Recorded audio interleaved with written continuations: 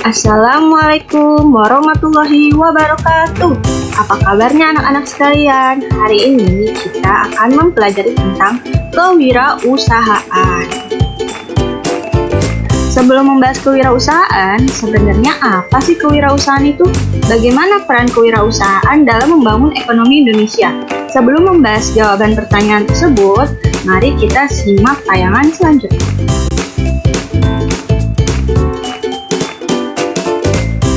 Bill Gates, tokoh Microsoft, Larry Page dan Sergey Brin, pendiri Google, Soichiro Honda, pendiri perusahaan Honda, Mark Zuckerberg, pendiri Facebook, Andy Rubin, penemu OS Android, dan Torakusu Yamaha, penemu perusahaan Yamaha adalah contoh nama-nama pendiri atau pengusaha terkenal dunia. Gagasan brilian dan upaya yang tak kenal lelah dari tokoh-tokoh tersebut telah membuahkan karya yang tidak ternilai bagi dunia. Karya mereka merupakan produk nyata dari sebuah wirausaha. Keberadaan wirausaha kemudian menjadi hal penting bagi bidang perekonomian. Kewirausahaan dapat mendorong pertumbuhan dan perkembangan ekonomi suatu negara bahkan dunia. Kata kewirausahaan atau wirausaha sebenarnya mengambil istilah yang berasal dari bahasa Perancis, yaitu entrepreneur, yang diterjemahkan secara harfiah berarti perantara. Dalam hal ini, perantara itu dimaksudkan sebagai orang-orang perantara yang mengorganisir suatu kegiatan ekonomi antara input produksi dan output produksi. Output produksi dalam skala yang besar. Sedangkan entrepreneur dalam bahasa Inggris diartikan sebagai pengusaha atau usahawan. Istilah entrepreneur kemudian diadopsi menjadi peristilahan dalam bahasa Indonesia, yaitu wirausaha atau kewirausahaan. Kata wirausaha diambil dari bahasa Sanskerta, yaitu wira dan usaha. Wira berarti perwira atau pejuang, dan usaha berarti usaha atau upaya. Lebih jelas lagi, wira bermakna pejuang, pahlawan, manusia unggul, teladan, berbudi luhur, gagah berani, dan berwatak agung. Usaha bermakna perbuatan amal, bekerja, dan berbuat sesuatu. Jadi, wirausaha adalah pejuang atau pahlawan yang berbuat sesuatu. Jadi, wirausaha adalah pejuang atau pahlawan yang berbuat sesuatu. Ini baru dari segi etimologi atau asal-usul kata. Adapun definisi wirausaha atau kewirausahaan, sampai saat ini belum baku atau belum ada definisi yang dapat dijadikan sebagai pegangan. Berkenaan dengan hal ini, ada beberapa ekonom yang menyampaikan definisi kewirausahaan sebagai berikut. Richard Cantillon mendefinisikan kewirausahaan sebagai bekerja sendiri atau self-employment. Sedangkan Penrose mendefinisikan kegiatan kewirausahaan mencakup identifikasi peluang-peluang di dalam sistem ekonomi. Sedangkan Peter Drucker menyampaikan definisi kewirausahaan sebagai kemampuan untuk menciptakan sesuatu yang baru dan berbeda. Sedangkan John Jekyll berpendapat kewirausahaan adalah mereka yang mampu menggerakkan sesuatu, mengarahkan kreativitasnya untuk menciptakan sesuatu yang baru, dan mempunyai semangat untuk merealisasikannya. Di dalam Kamus Besar Bahasa Indonesia, istilah wirausaha hampir disamakan dengan wira swasta, yang berarti orang yang pandai atau berbakat menggunakan produk baru, menentukan cara produksi baru, menyusun operasi untuk pengadaan produk baru, memasarkannya, serta mengatur pemodalan operasinya. Dengan demikian, dari beberapa pendapat dan arti istilah di atas, dapat ditarik kesimpulan bahwa kewirausahaan adalah semangat, sikap, dan perilaku serta kemampuan seseorang dalam menangani usaha atau mengorganisir kegiatan yang mengarah pada upaya menghasilkan produk baru dengan memanfaatkan peluang-peluang. Di semua negara, baik negara maju maupun negara berkembang, masalah ekonomi senantiasa muncul dari waktu ke waktu. Masalah ekonomi itu muncul disebabkan sumber daya jumlahnya terbatas, sedangkan kebutuhan manusia relatif tidak terbatas.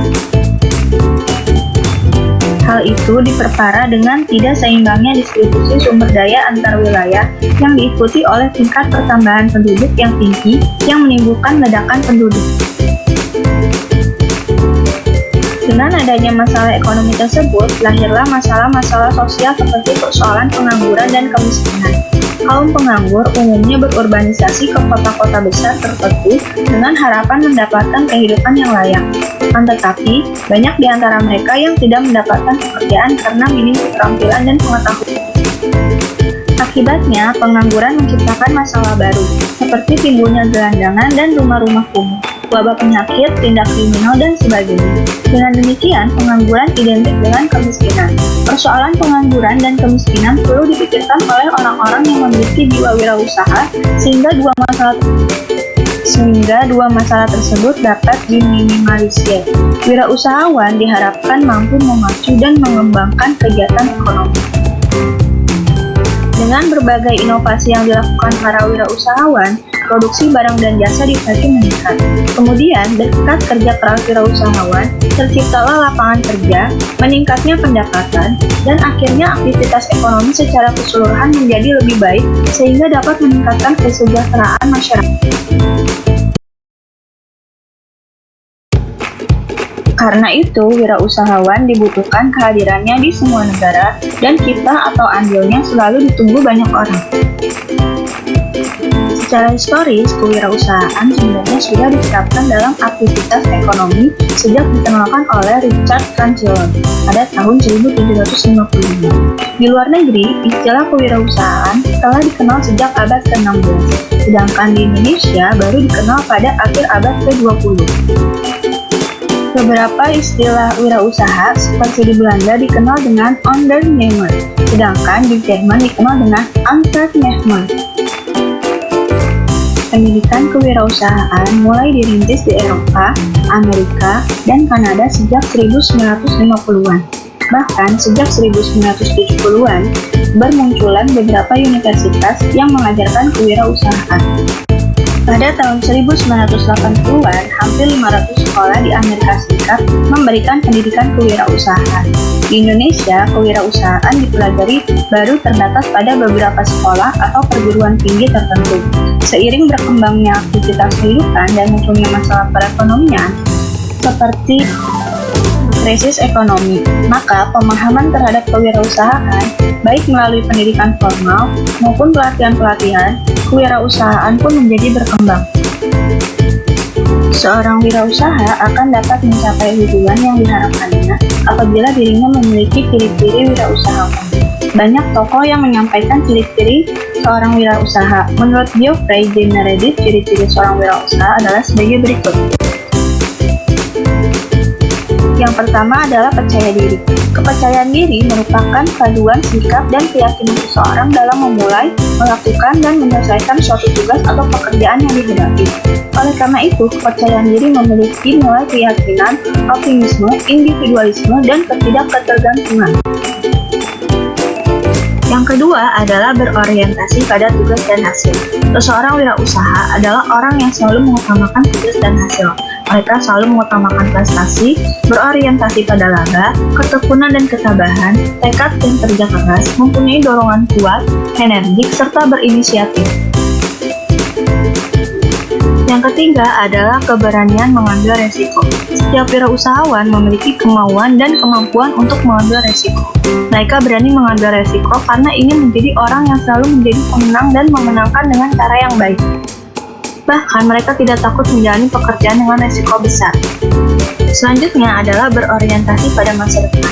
Wirausahawan yang berorientasi pada masa depan adalah orang yang memiliki perspektif dan pandangan pada masa depan.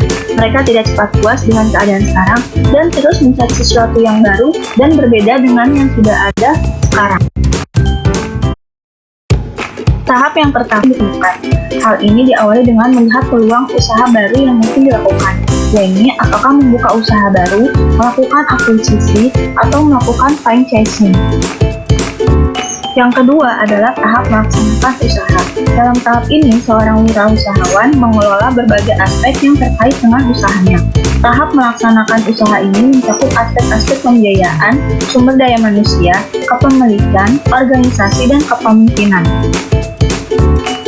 Yang ketiga adalah tahap mempertahankan usaha. Tahap ini seorang wirausaha dituntut mampu mempertahankan usahanya. Hal itu bisa dilakukan setelah mengamati hasil yang telah dicapai, melakukan analisis perkembangan yang dicapai, dan menindaklanjuti usaha tersebut sesuai dengan kondisi yang dihadapi. Yang terakhir, mengembangkan usaha. Tahap mengembangkan usaha dapat dilakukan apabila hasil yang diperoleh tergolong positif atau mengalami perkembangan. Berdasarkan kondisi usaha tersebut, maka perluasan usaha menjadi salah satu pilihan yang mungkin diambil. Bidang usaha dalam kegiatan wirausaha terbagi menjadi dua, yaitu sektor ekonomi formal dan sektor ekonomi informal.